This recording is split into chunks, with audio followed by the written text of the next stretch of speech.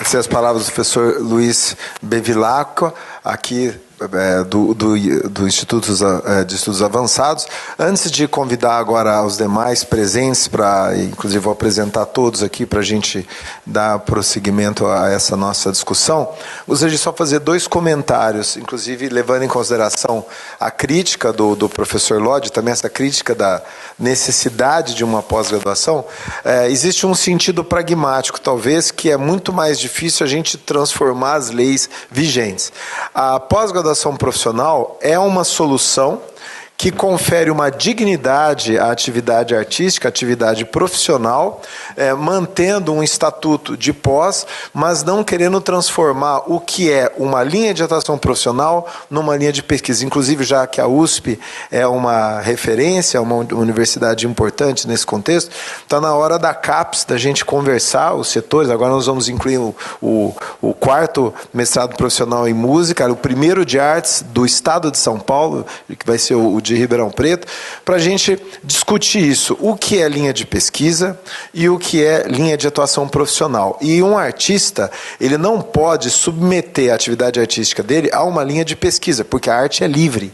A filosofia é livre. Se nós ficamos submetidos, inclusive o professor até quis justificar, você vê, nós mesmos acabamos, digamos, tendo um ato falho. O professor Marcos Bruno falou assim, não, veja só, é uma pesquisa que eu fiz. Não, ele fez algo que deve ser autônomo em relação à linha de pesquisa. Inclusive, eu quando entrei na universidade, em 98, eu tive uma conversa com o meu saudoso professor Olivier Toni, e falei, professor Toni, agora é assim, a gente faz atividade artística atrelada à linha de pesquisa. E ele falou, isso é bobagem.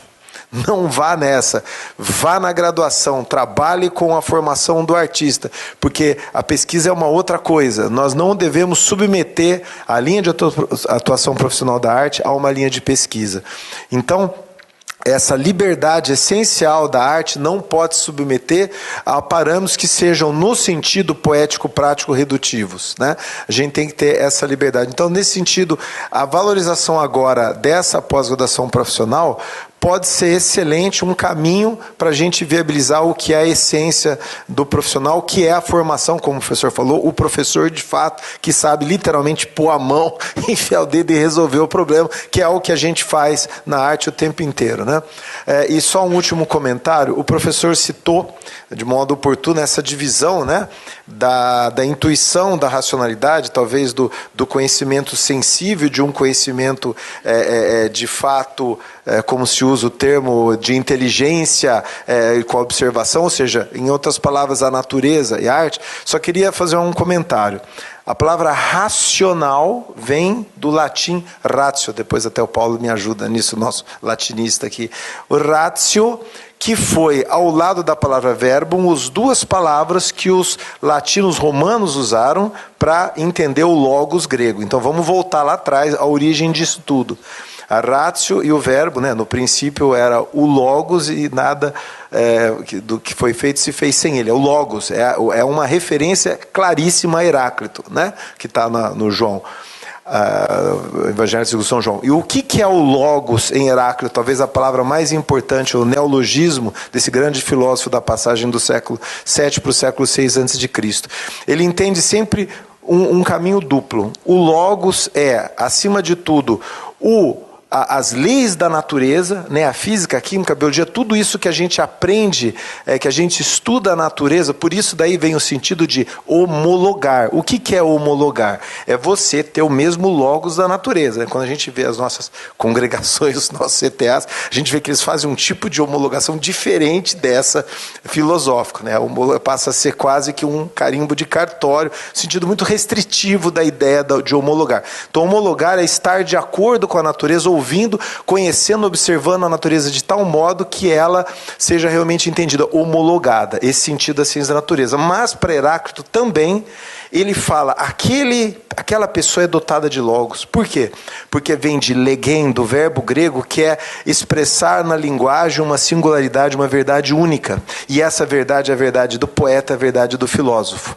Então, nós temos a homologação da natureza, todo, digamos, o conjunto de conhecimentos que está presente na natureza, e também da arte, da filosofia, que é uma expressão de linguagem única. Não é a tagarelice do dia a dia, do cotidiano, não. É aquilo que o ser humano diz diferente. Então, quer dizer, se a gente reduz a racionalidade a um tipo de conhecimento, nós estamos refutando Heráclito, né? Porque aí nós temos o dizer da arte, que é também a essência do logos, né? A essência da linguagem. É só fazer esse comentário, que senão a gente cai nessa divisão, que aí pode-se entender que a arte seja algo que esteja ausente, esse logos. Eu não vou nem usar o termo latino traduzido, né, que foi o ratio. Eu vou usar o logos, essencialmente arte e filosofia. Por isso, inclusive, que a verdade na arte, ela, que é inaugurada pelo poeta, ela acaba fundando a história e ela não é refutada.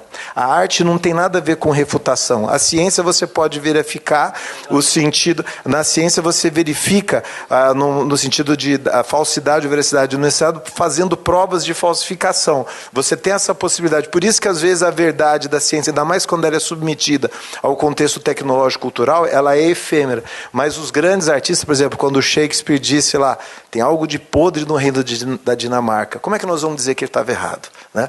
Então, a verdade da arte, nesse sentido, ela é logos e ela é ratio e verbum sempre já. Bom, então, a racionalidade, segundo Bevilacqua, é um pouco diferente. É o seguinte, que eu quero dizer que está no extremo essa capacidade de você transmitir ao seu semelhante, né, aquilo exatamente que você conhece. Entendeu? Quer dizer, essa é meu entendimento, quer dizer, quando eu falo em racional. Quer dizer, isso, no ponto de vista da matemática, quer dizer, dessas ciências em que você, chamadas ciências exatas, que eu sei que há muita discussão sobre isso, mas ela é capaz de transferir tão próximo quanto possível, né? Eu acho que é bastante próximo, né? O modo de entendimento das coisas. Agora, outros tipos de conhecimento que não são menores, né? Não estou dizendo que são menores, mas eles têm um colorido, têm um entendimento muito mais rico, inclusive, né? É muito mais rico, isso, é exatamente isso, tá? Isso. Nós podemos falar de homologar, conhecer as leis da natureza, e também heterologar, porque a essência do logos filosófico-artístico é a diferença, né? Gostaria então de convidar, só a registrar a presença, nós temos alunos de pós-graduação aqui, a Gina Falcão, que é aluna da ECA, aluna da professora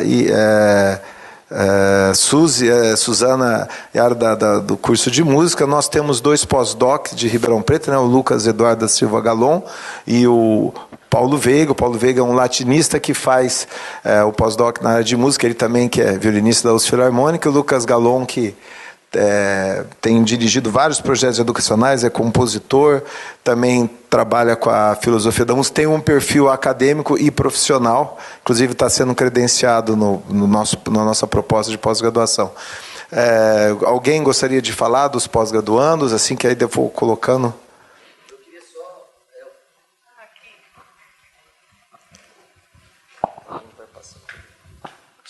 só um detalhe da fala do professor Aloysio, no começo, né?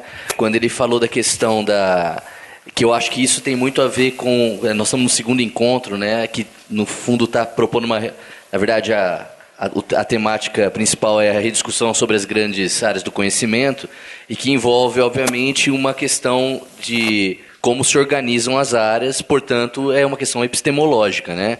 E você... Eu acredito que tocou num ponto, pelo menos para a área das artes, que eu não sei como que isso acaba sendo no teatro ou, enfim, nas artes cênicas, que a gente tem, não sei se você concorda, para a gente é muito importante realmente rediscutir isso, um pouco para que essa transdisciplinaridade que tanto se fala hoje aconteça de verdade. Ou seja, é preciso ter uma noção exata de como esses campos funcionam, qual que é a lógica interna o modo de operação de cada campo, para que a gente entenda isso.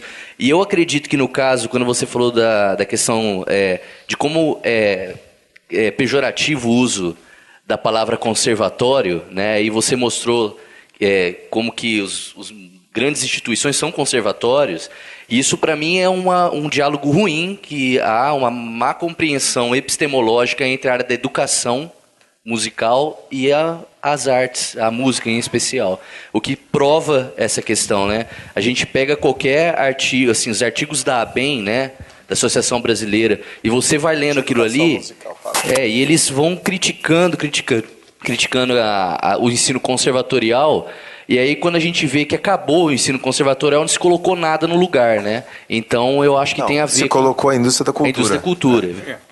E em cima disso, uma coisa interessante, quando a gente fala, né, do modelo acadêmico, né, da pós-graduação em música, não é a reflexão. A reflexão tem que ter objeto. Daqui a pouco você não tem mais objeto. Quais são os objetos a serem estudados? Né? Aí, por exemplo, é uma coisa que a gente também, por exemplo, com essa história de conservatório, né? Então, a gente tem um problema sério. Por exemplo, a Europa enfrentou isso com esse sistema duplo, né? Das escolas superiores, da universidade, enfim. E isso isso foi morrendo pouco a pouco. Por quê? Se a arte não estivesse dentro da universidade, já tinha acabado.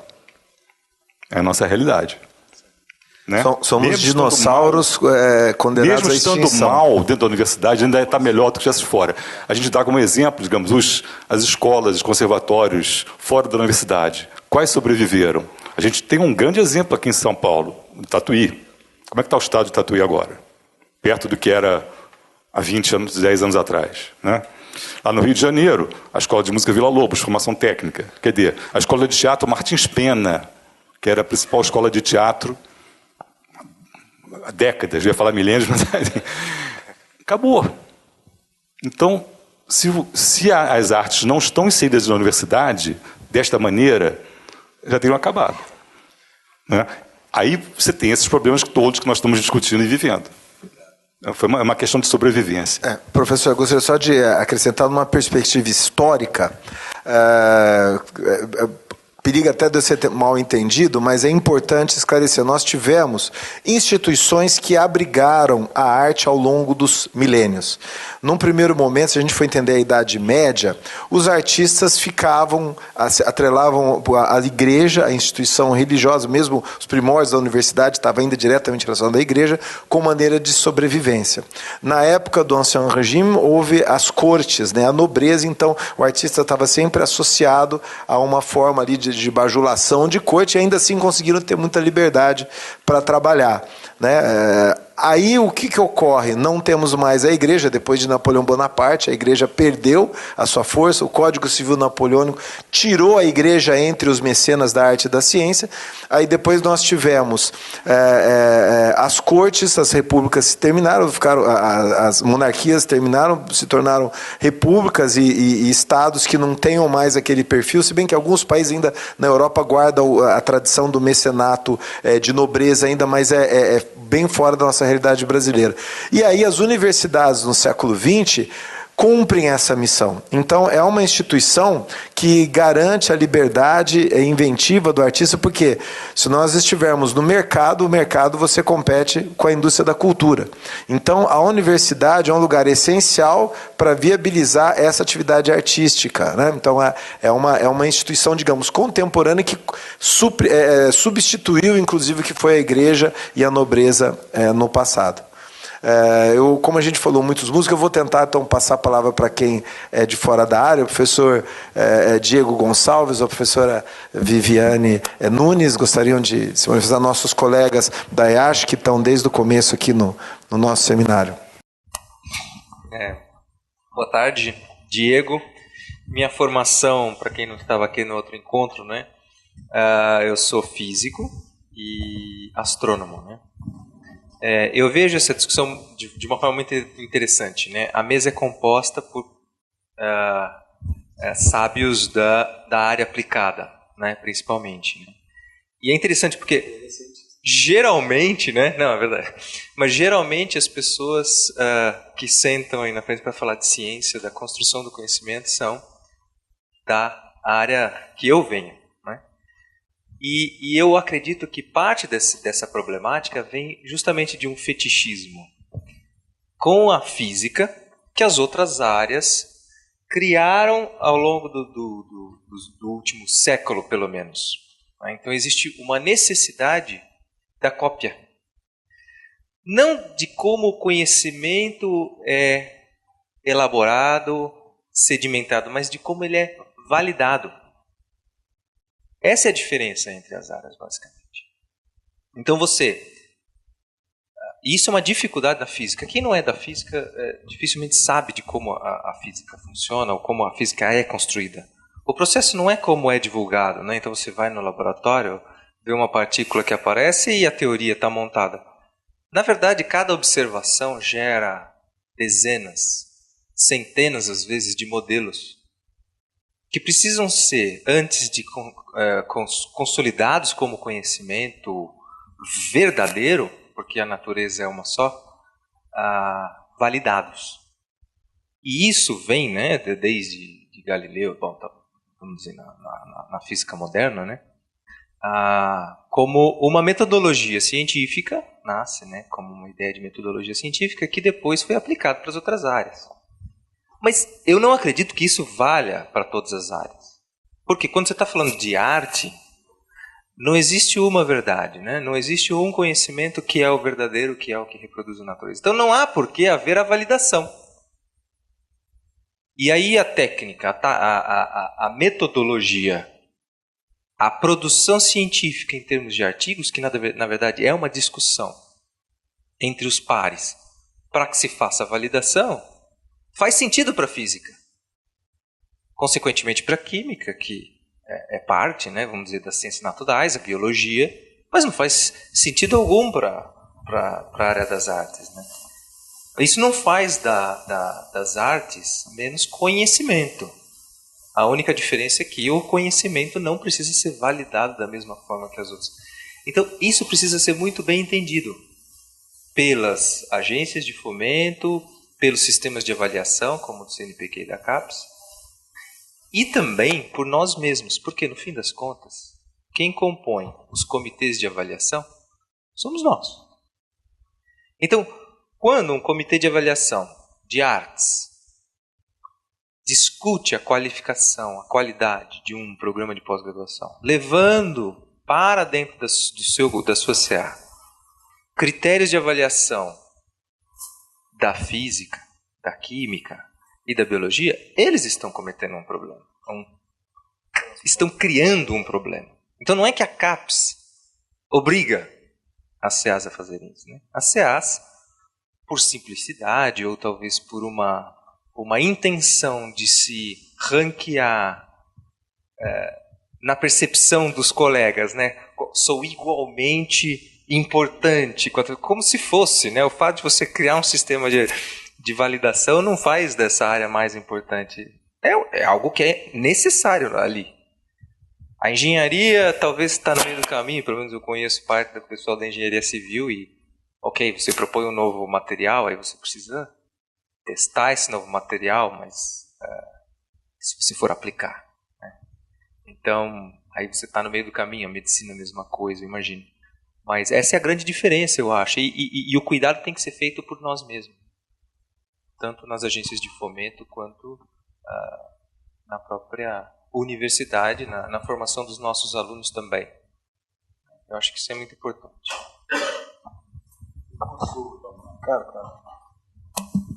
Complementando o que você colocou, é interessante a gente observar, por exemplo, no documento de área da CAPES de 2016, na área de artes, ela fala, né? Até eu tirei uns recortes assim que eu achei interessantes, mas enfim, como não deu tempo Em uma parte do documento ela diz: a pesquisa em arte é por princípio interdisciplinar, pelo fato de incorporar e adequar metodologias e conceitos de disciplinas as mais variadas, seja da grande área das humanidades, aí dá os exemplos, seja das ciências, para analisar, interpretar e teorizar sobre seu objeto de pesquisa, sempre partindo do princípio que a arte é central na pesquisa em arte. Bom, aí está naquela visão binocular da Questions que fala objeto distante.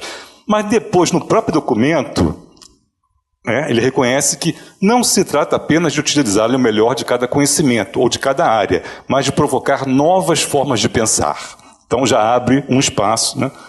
A tensão criativa produzida pelas diferenças é o que mais importa, pois assim não estaremos apenas conhecendo o objeto a partir de diferentes disciplinas e pontos de vista, mas colocando o objeto em situação e desta forma redefinindo-o. Ao mesmo tempo que ela limita, depois ela abre uma possibilidade de ruptura. Então, se essa ruptura não acontece, nós somos culpados, porque o documento permite isso. Então, é uma coisa que a gente tem que pensar, né? Então, aí o próprio Borgdorf, nessas palestras dele que estão nesse livro, ele comenta, né, principalmente dos estudantes das escolas e conservatórios de arte, música e todas as artes, quando eles entram no sistema universitário, que eles ficam um pouco apavorados e impregnados dos axiomas tradicionais. Então, tem que falar com aquela linguagem científica, tem que incorporar o método científico, né? O próprio aluno, ele começa a se transvestir de uma coisa que, na essência, ele não é. E é difícil se libertar disso. Então, esse documento, assim, ele é um pouco ambíguo, mas ele dá margem. Ele fala dos métodos científicos tradicionais, né? Mas, ao mesmo tempo, ele possibilita algum tipo de ruptura. Então, se essa ruptura não acontece, é porque nós não estamos, né, colaborando para isso. Só gostaria de fazer um rápido comentário. Você citou o exemplo do Galileu, aí eu não posso perder a oportunidade, né? O Galileu, em 1610, quando ele olha para os planetas Medseus, ele introduz um novo vocabulário nas ciências, que ele chama de sistema do mundo. Essa palavra vem da teoria do pai dele, Vincenzo Galilei, que estudou a obra do Aristóxeno, ou seja, o vocabulário musical, desde do século IV a.C. até o início do século XVII, sai da música de repente, aí os outros se apropriam dele, né? Você veja que a música não é apenas só intuitiva, ela tem bases. Então, quer dizer, um termo, talvez haja até alguma importância hoje em dia o conceito de sistema, né? Foi exclusivo da música. O Hipócrates usa próximo, é o único, que ele fala do organismo funciona em termos de sistema. Hipócrates talvez seja a única exceção fora da música que coloque o conceito de sistema. Só por curiosidade, então, quer dizer, o vocabulário, o modo de pensar científico também pode ser construído, ou seja, talvez a gente vai chegar à conclusão que o quadrivium talvez estivesse melhor do que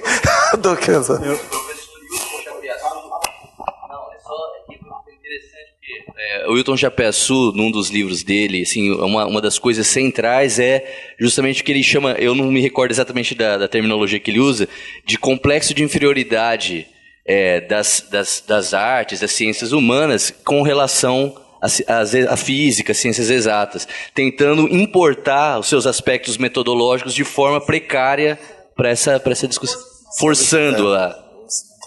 Professor, quer falar também? Porque está interessante a discussão. A Alexandria não está muito de acordo com... Quer dizer, existem... essas coisas começaram desde a Alexandria com com Arquimedes e Eratóstenes e vários outros também que tinham outro aspecto. Bom, mas o que eu quero dizer é o seguinte, eu concordo, né? Estou concordando com o que está sendo dito aqui, mas veja o seguinte, não adianta atacar o problema na CAPES, tem que atacar na universidade. Eu concordo. Não se pode continuar na USP, na UFRJ, na Unicamp, dizendo eu vou fazer o meu vestibular para entrar para medicina, ou engenharia, ou artes. Tem que abrir, entra para a universidade. Enquanto esse leque, essa valorização equivalente, igual de todas as áreas, não for rompida desde o início, não adianta. Vão ser aquelas leis naquelas caixinhas, vão ser os departamentos em cada suas caixinhas, e eles não se conversam, cada um em função do prestígio que eles, né, têm na sociedade, você vai começar a seguir as suas metodologias. Então, vamos começar na universidade, tem que quebrar essa barreira. O que eu fiz aí, estou fazendo isso, né? Tem um projeto aí. Tem que acabar, não pode continuar como está, senão nós estamos fritos. Quer dizer, já estamos, mas é pior. Né? O senhor me dá uma possibilidade de dar uma intervenção? É o seguinte, quer dizer, na década de 60, o Brasil discutiu intensamente qual seria a reforma universitária que queríamos. Darcy Ribeiro e Anísio Teixeira, na Universidade de Brasília, criaram o curso propedêutico. Por quê? Porque eles viam que no modelo americano a essência não estava no ensino fundamental ou no ensino médio, nem tanto também nas universidades, na parte profissionalizante, nas escolas profissionais. A grande diferença estava no college, que era uma espécie de faculdade de filosofia, que o aluno que saía do ensino médio, isso foi um erro aí de formação, que saía do ensino médio, tinha que entrar para o college, onde ele ia fazer esse propedêutico. Darcy Ribeiro falhou nisso, como Anísio Teixeira. Eles foram exilados e, enfim, morreram de uma forma, um deles morreu de uma forma muito esquisita também, duvidosa. Mas nessa época de 1960, da mesma forma que em Brasília se propôs o propedêutico, que seria 1 ou 2 anos antes de escolher o que fosse fazer, se fosse fazer ciência ou se fosse fazer uma escola profissional, e qual escola profissional fazer. Quer dizer, os conservadores da época criticaram esse modelo, dizendo, entrou na universidade, quero fazer o que eu quero fazer, mas você não tem os pré-requisitos para ir para isso. Né? Mas você está jogando o pré-requisito para o vestibular. Né? Da mesma forma que em Brasília se fez isso, em Ribeirão Preto, por exemplo, se tentou criar um college médico. Que nem nos Estados Unidos tem vários tipos de college nas universidades. Uns que trabalham a área próxima da medicina, outros na área próxima da engenharia, outros até na área próxima de advocacia, outros, para definir, além do básico do college, que é formar professores de química, de física, de biologia, de música, para o ensino médio. Além disso, o aluno que faz o college, ele fica mais velho, ele fica mais apto para fazer as suas escolhas. E a hora que ele termina o college, ele pode, vou entrar na escola de pós-graduação. É uma no campus. Não é cada departamento que tem a sua pós-graduação. Tem uma no campus. Departamentos podem ser credenciados para fazer pós-graduação, mas junto com a escola de pós-graduação. Ou eu vou fazer uma escola profissional. Terminada a escola profissional de 4 anos ou a escola de pós-graduação, todos têm a mesma idade, 25, 26 anos. E tem a competência de que cada uma dessas vertentes está lidando. Né? Eu estou dizendo isso porque a década de 60 foi extremamente rica em discussão. A reforma universitária da USP foi aprovada em 1969, 69, antes do ato AI-5, na tarde do dia do ato AI-5, e à noite, quando o reitor em exercício, Hélio Lourenço de Oliveira, que era um professor de clínica médica da Faculdade de Medicina de Ribeirão Preto, e era vice-reitor em exercício, conseguiu aprovar a reforma da universidade. Ele, à noite, descobriu que ele estava na lista do AI-5. Por quê? Caçado? Porque ele, na véspera, tinha se recusado a caçar Jaime Tiomo, Florestan Fernandes e um arquiteto aqui, o famoso aqui de São Paulo, qual que é o... Artigas. Ele falou, mas esses 3 nomes que vocês estão me pedindo para caçar, eles são ótimos professores. Eles são a nata da universidade. Não vou fazer isso. Tudo bem, então você vai entrar na lista. E ele entrou na lista como último nome do AI-5. Quer dizer, essa década foi uma década de grandes discussões e de que elas vão ter que ser retomadas. Quem ouviu minha fala deve ter notado que eu faço uma crítica à pós-graduação em ciência. Uma pós-graduação muito forte, porque o que os Estados Unidos que não é porque não tem nível essa pós-graduação em ciência. Ela não tem nível, tem um nível muito baixo, tá certo?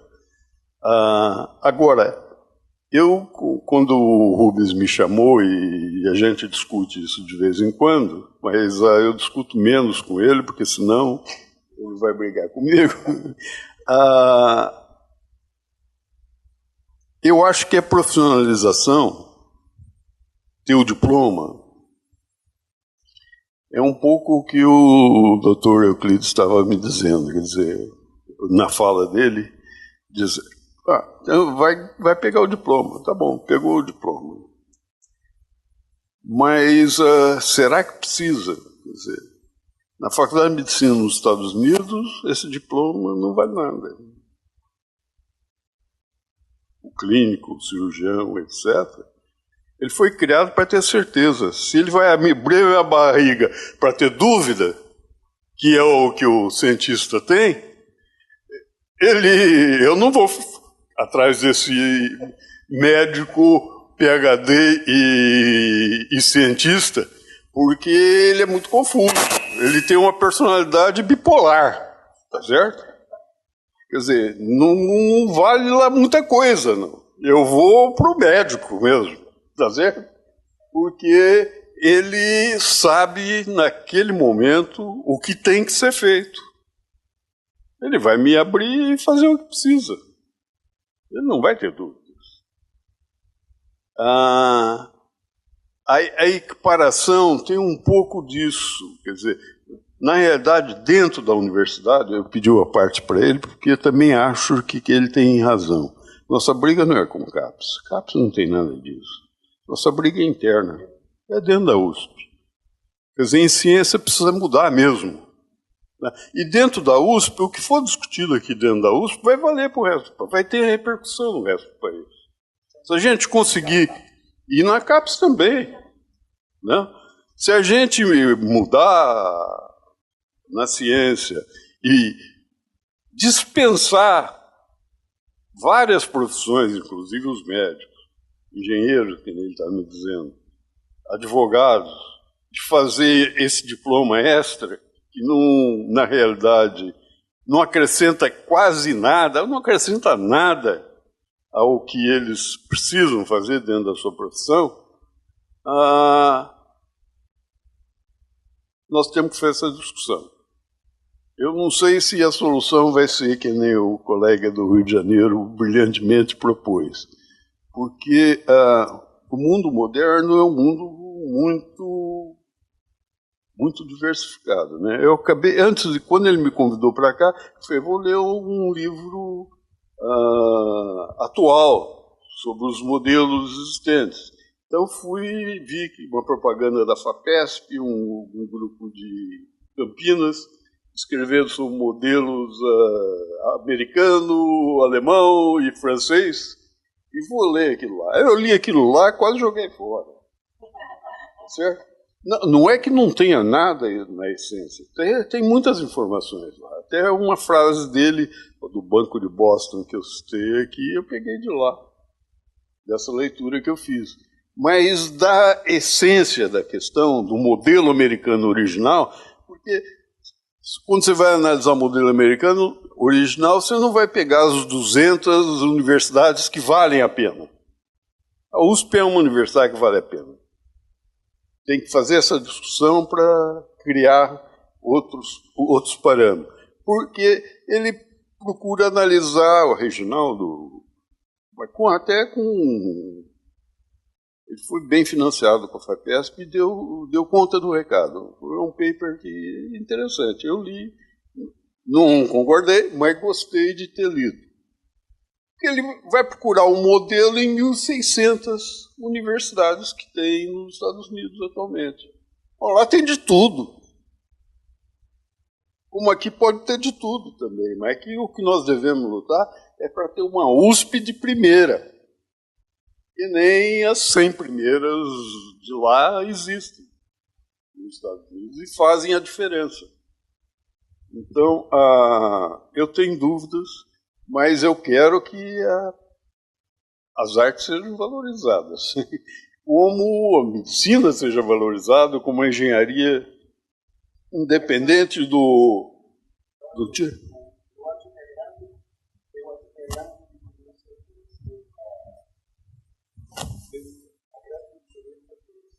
Não, fala com o microfone.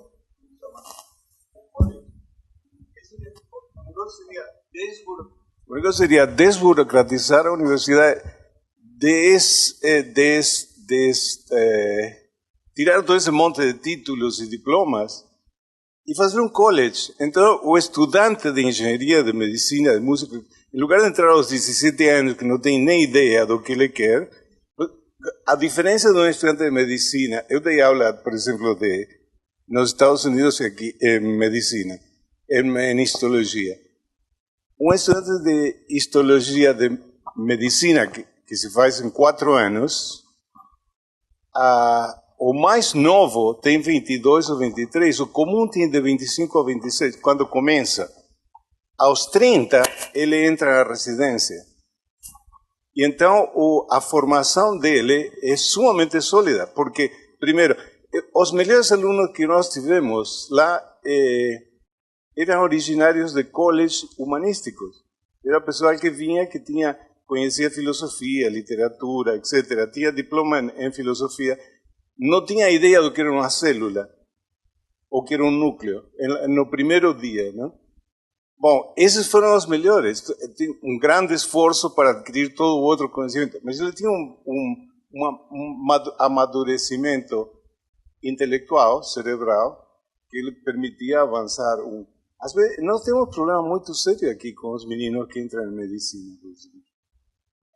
Você acaba dando aula para 20% que são superdotados. E o 20% que fica lá no fundo, Deus guarde livre, não sei, eu gostaria de identificá-lo para não ter que ser atendido por ele. E esse meio sai qualquer coisa, por aí você vê pessoas muito brilhantes que amadurecem em meio àquilo e outros que são, sabe, que ficam aí no montão, que se dedicam a coisas que não têm nada a ver com a medicina, ou porque já entraram... Então, eu acho que o college, a eliminação dos diplomas, etc. E como se faz nos Estados Unidos, um médico lá se considera já um PhD. Ou seja, a medicina é uma carreira de pós-grado nos Estados Unidos. Então, quem faz, pré-grado é o college. Um pré-grado médio é o college. E depois você teria o que diríamos a especialização, ou a residência, ou a especialização em artes, ou a especialização em engenharia. Eu acho que seria muito melhor.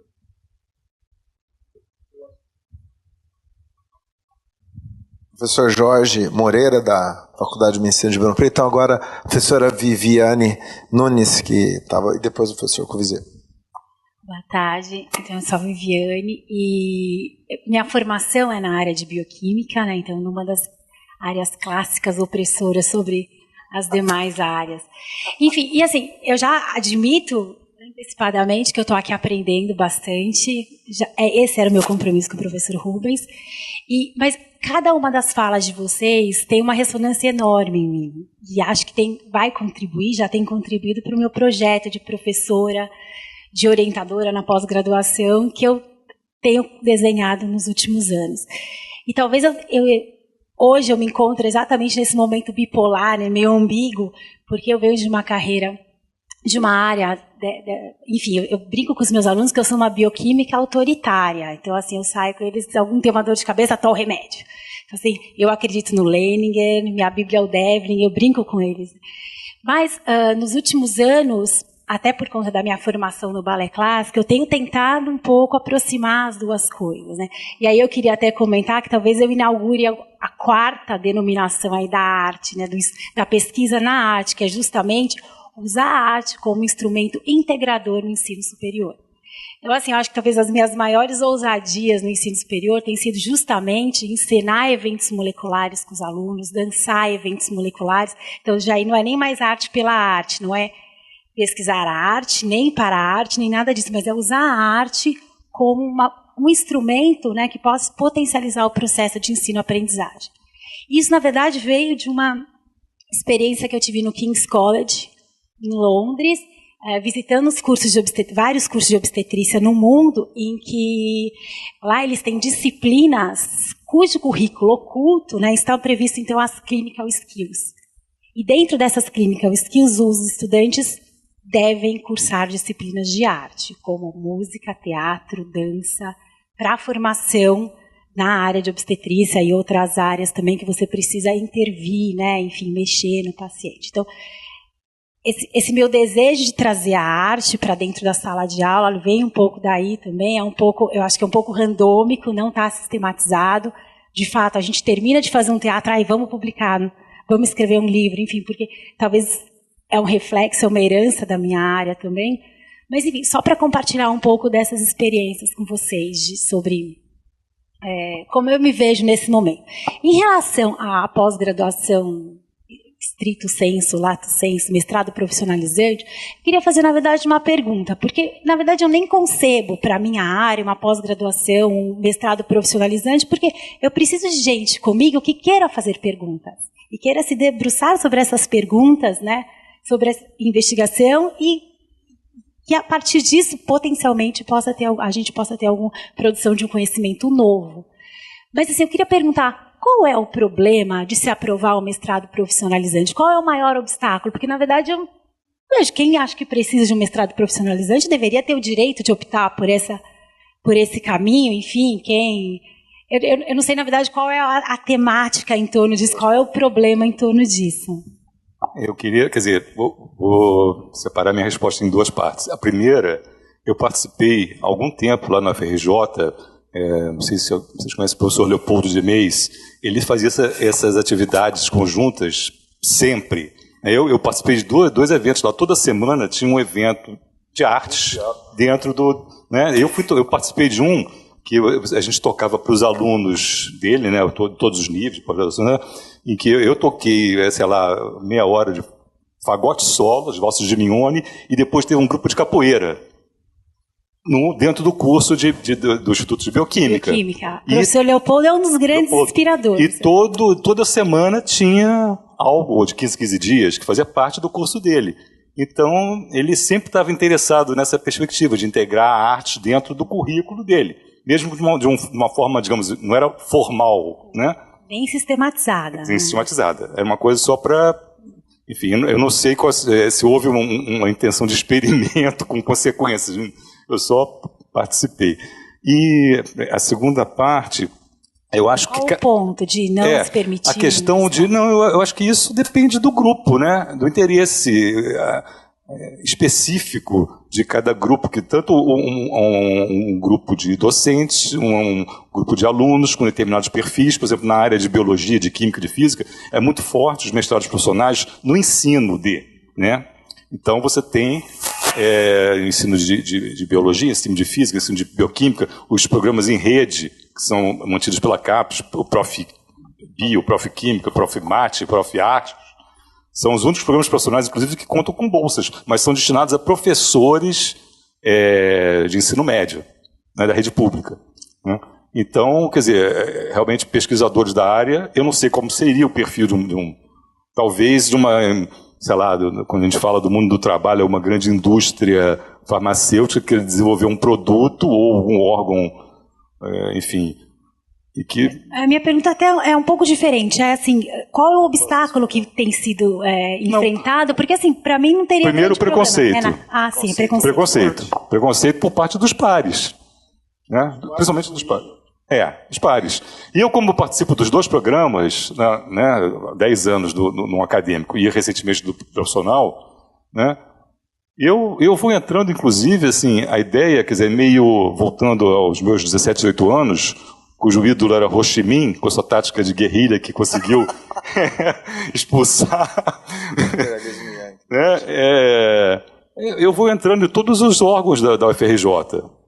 Teve vaga para o Conselho do Ensino para Graduados, CEPEG, que é um órgão, um conselho consultivo e deliberativo da pós-graduação, da Pró-Reitura de pós-graduação. Eu vou lá, entrou uma vaga, aí começa a levantar questões. Aí a pessoa até já brinca comigo. Eu falei, eu represento a minoria da minoria da minoria da minoria. Então, se a gente está dentro de uma política de ações afirmativas, por que as minorias não podem ser contempladas? Os diversos segmentos. Então, por que a razão desse preconceito? Né? A experiência pessoal, não vou citar nomes aqui, mas assim que nós ficamos independentes em Ribeirão Preto, né, que a gente teria que ter um programa de pós-graduação, exatamente no início de 2011, a nossa iniciativa original foi fazer um mestrado profissional, até pela compreensão. Eu ouvi assim, por que você vai fazer esse que é porcaria, que não tem bolsa, que não tem nada? Faz o outro. Eu ouvi isso de altos escalões da universidade. E eu fui lá para ter apoio. Não, faz o acadêmico, isso é bobagem. Se fala isso. Se fala nos bastidores. O professor aqui já vivenciou, acho que no FRJ também teve isso. Então, não, esse aí não presta, faz outro. Aí teve que ter um seminário lá em Ribeirão Preto, que por um acaso, inclusive eu fui lá, que me convidaram para tocar. Eu nem sabia do que se tratava. Eu cheguei, eles começaram a falar do seminário profissional, e estava o Lucas Robato, que eu já conhecia de intercâmbio, mas não pessoalmente. E aí eu falei, não, esse é o caminho que eu tenho que seguir. Mas ainda assim demorou muito tempo, porque houve de novo resistência. Não tenta fazer. Aí nós ficamos trabalhando, perdemos um tempo enorme para tentar viabilizar um acadêmico e não ia sair como a gente queria. Então, finalmente, decidimos fazer, nos unimos aí numa força brasileira, digamos assim, Rio de Janeiro, Bahia, São Paulo, pensando junto.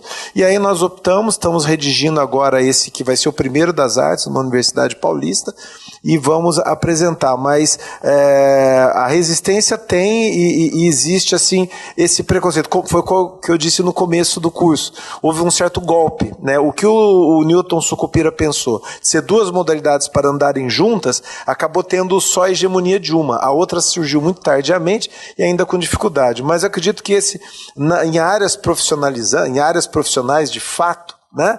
Veja bem, a pesquisa pode continuar e ela deve continuar e todo mundo é livre. E, inclusive, professores do mestrado, do futuro doutorado profissional vão fazer também pesquisa, é possível, não é excludente. Mas a linha mestra tem que ser esse produto, essa maior certeza, um livro didático, uma obra de arte, uma execução, estudo de uma nova interpretação de uma obra, enfim, trabalhar com a música brasileira, editar as partituras.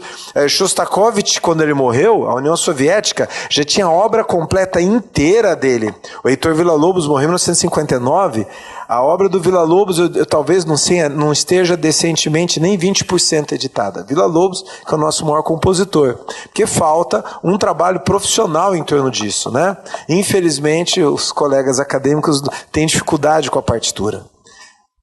Então agora eu acho que é o momento que nós vamos superar as dificuldades. Eu acho que a pós-graduação profissional pode dar uma contribuição muito grande, né? E vamos enfrentar o desafio e superar esse preconceito. Professora Adelaide, que é da CAPES. Bom, eu já estive no outro evento aqui também e eu gostaria de mencionar o que já foi falado por todos. O problema está dentro da universidade, porque a CAPES é a universidade. Às vezes tem um presidente lá que pode ir para um lado um pouquinho ou para o outro, um coordenador de área, mas ele não sobrevive muito. Por exemplo, a área de direito não queria um mestrado profissional. O diretor de avaliação disse a ele: ou você aceita um profissional ou você sai da coordenação. Nem vou falar os nomes. Mas o mestrado profissional, aliás, a intenção está aqui, o resultado está aqui. O professor Bevilacqua foi o que propôs a criação da área interdisciplinar na CAPES, que foi criada como multidisciplinar. Ela que levou os profissionais adiante. A área que tem 100 mestrados profissionais dos 400 que a CAPES tem. Uma única área, em 49, tem 25% dos mestrados profissionais. E não é o futuro. Nós estamos na área interdisciplinar com 40 PCNs para este ano de doutorados profissionais. E não temos à toa o nome do Sucupira na plataforma de informática e computacional de toda a CAPES em função disso. Então, o preconceito vem ou de um indivíduo ou de um grupo de indivíduos dentro de uma universidade. A CAPES é o reflexo do que é dentro da instituição de ensino superior, né? Ela caminha com ele. E, atualmente, nós estamos com uma diretora de avaliação que atuou muito na área interdisciplinar, na nossa Câmara 4, na área de biológicas, né, Viviane? Eu fui banca do doutorado da Viviane. Mas ela tem esse olhar de olhar um programa de pós-graduação como Leiden tanto colocou na literatura, né, na sua integridade. Não é só publicações. É o que o professor Bevilacqua falou aqui, você olhar no olho e se fazer entender e passar o conhecimento para esse mestrando ou doutorando, e nós que somos mais a favor de que o doutorado é a formação realmente de um pensador. Não precisa ser na cultura do elétron, todas as partículas subatômicas, não é? Ele tem que ser um pensador. Essa é a função, por isso que ele é um PhD. Ele não tem um doutorado. Então, acho que a gente teria que refletir um pouco isso, né? E a CAPES muda, a CAPES somos nós, são os 49 coordenadores que lá estão, discutindo com o diretor de avaliação, mas, na realidade, a gente ouve muito mais os pró-reitores de pós-graduação e os reitores. Vocês podem perceber, inclusive, que o presidente da CAPES funciona, e tem que ser isso, das bases, porque nós temos que atender as bases. Então, eu só queria colocar isso, que o preconceito de que é menor não existe. Dentro da CAPES não existe. Existe de um coordenador, às vezes, não quero. Imagina, o que a Adelaide faz com 100 mestrados profissionais? Fazemos e publicam, geram material tecnológico ou não, material que é passado mais rapidamente para a sociedade, que é o que vocês fazem. A sociedade tem uma percepção melhor de uma música que ela ouve ou de um artigo de biofísica, por exemplo, né, Diogo? O Diogo tem toda a razão. Se endeusou muito, por quê? Pelo desconhecimento das partículas subatômicas. É um endeusamento, é o não conhecer, né? Então, eu queria colocar só isso, não estou defendendo a CAPES, não. Eu, aliás, estou na área interdisciplinar e na CAPES porque foi rejeitado na USP. Na década de 90, ele não conseguiu passar um curso interdisciplinar na UFRJ, e eu também não. Levei tomate podre, porque eu estava promovendo uma heresia de que os alunos entrassem para a universidade e não para cursos específicos. Eu sou professora da Faculdade de Medicina aqui, como o senhor de Bioquímica. Mas a medicina não queria saber de jeito nenhum. De jeito nenhum. O saudoso professor Eduardo Marcondes, que brigava comigo. Então, precisa se levar isso em conta. A universidade tem uma resistência muito grande. Obrigado, professora Adelaide. Gostaria de convidar um outro visitante nosso, da co-irmã da Unesp, Campus Jabuticabal, o professor Antônio Sérgio Ferraldo, que é originalmente matemático e atua lá nesse campus bastante próximo, que tem uma parceria muito forte com o campus de Ribeirão Preto.